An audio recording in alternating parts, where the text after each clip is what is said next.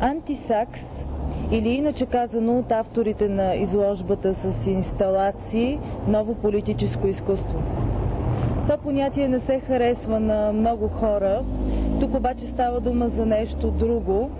Тук сме с куратора на настоящата изложба Антисакс в галерия XXL Свилен Стефанов. Здравей, Свилен! Искам да те помоля да кажеш като куратор и може би инициатор на настоящата изложба няколко думи за това, което си замислил за процеса на подбиране на твоите участници и също така концепцията за това, което виждаме в момента.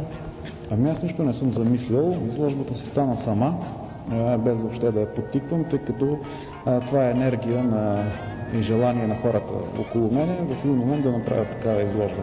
И просто изложбата стана. Изложбата е напълно спонтанна в този смисъл и хората, както си говореха на маса, изведнъж казаха, правим тази изложба, защото повече не искаме да мълчим. Искаме да кажем това, което ни интересува и политически, което ни касае лично. Това е дълбокия замисъл на изложбата. Няма такъв. Евтиният популизъм вече би трябвало да приключва в България, защото който дойде тук и обещае нещо и печели страшно много. По този начин всъщност ние никога не можем да постигнем някаква стабилност, някаква приемственост, ако щете.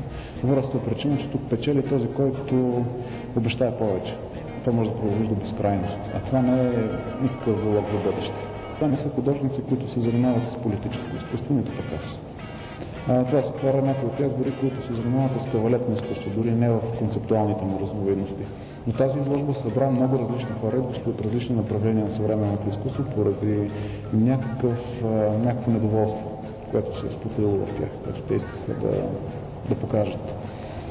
Така че тук има инсталации, има рисунки, има ready-made. Да. Има една пушеща инсталация, светеща на Дан Тенев, която през цялото време миришеше ужасно и отнасяше пушек в залата. Правеше изложбата непрозрачна. Също както действителността ни. Това са всъщност електрически релатани, които са впити в кост, в животински кости. Работата се казва портрет на страха. Как ти бия нрави ця експозиция? Как ти се струва настоящата изложба? По-моему, прекрасна експозиция. Това е прекрасна изложба. Особено ми допада работата на Дан Тенев. Много е добра, концептуална, изпълнена с дълбок смисъл и интересна в визуално отношение. Романтична е. Очень много смысла, и она визуально интересна, и еще и романтична. Тази галерия е една от местата за съвременно изкуство. В крайна сметка съвременният артист може да прави своето изкуство без значение в коя географска точка, време и пространство се намира. Никак не привязан ни к какой-то точке географической, ни к какому-то времени или пространству. Моето кино е абсолютно некомерциален продукт. Що те е находил в България? Какво открива в България? Натуру. На този етап добри актьори, в крайна сметка много интересни теми, но това можете да видите.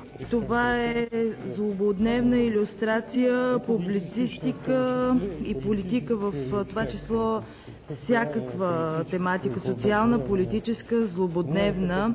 Моят поглед за живота в България не е поглед на марсианец, а на човек, който живее тук и познава различните аспекти на живота.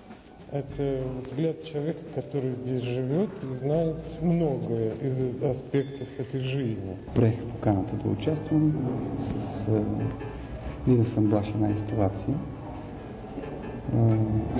Като това, което лично мен провокира, е възможността, която винаги ме вълнува и която в България, според мен, е особено липсващ елемент на художествения живот.